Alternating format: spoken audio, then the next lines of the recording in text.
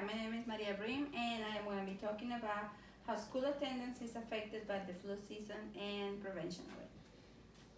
During the second severe wave of the flu this year, on February 2019, Lago Vista Independent School District had to close their doors.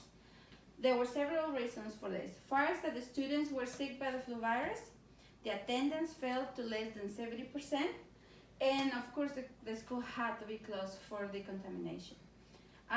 As the flu season gets longer every single year, so does the amount of students that they're missing instruction time in their school. Some of the main points the 3 main points that I'm going to be talking about is how the absences in school affect students and the school district, the difference between the flu and the common cold, and also the prevention and treatment of the virus. First, some of the elements that the administration must consider is the student's academic performance. Long absences for school affects directly the student's academic performance. We are talking about that usually the symptoms of the flu can last from 7 to 14 days. So we're going to have students missing up to 14 days of instructional time.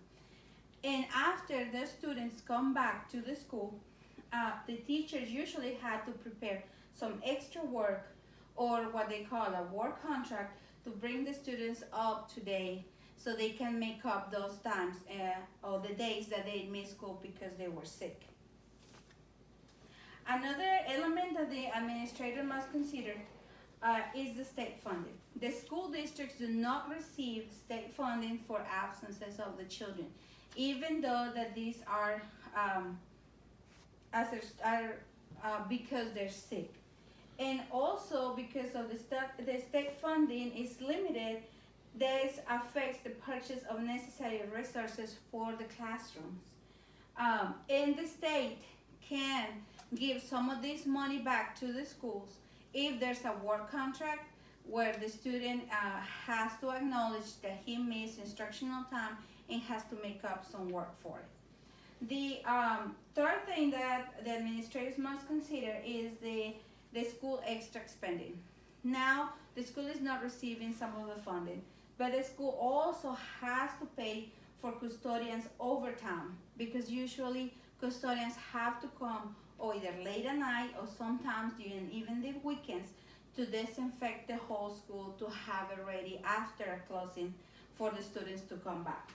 And also, there's overloaded. These nurses at schools are overloaded by the work, and they see on average 16 students per day, sending up to 5 students home.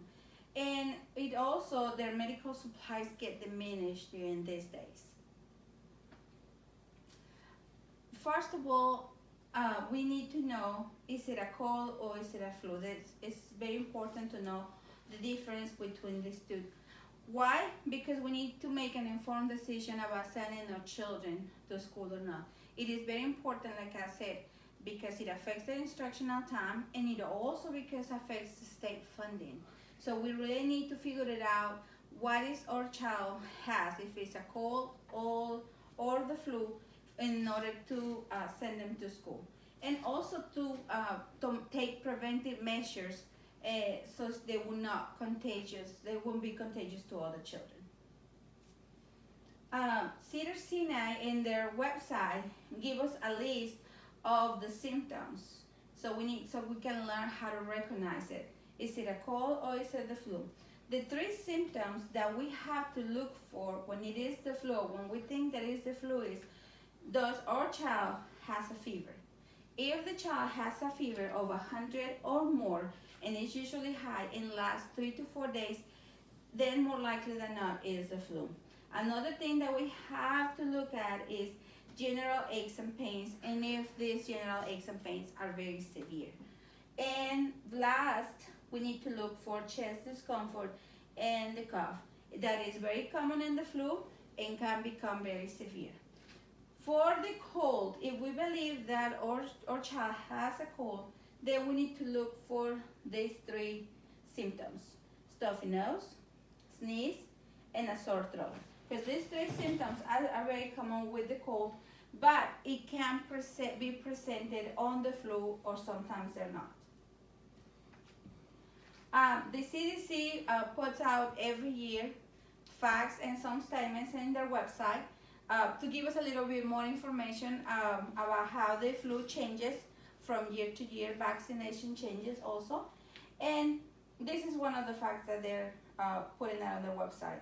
Flu vaccination can reduce the flu illness, doctor's visits, and missed work in schools due to the flu, as well as prevent flu-related hospitalizations. Okay, now we know our student has the flu.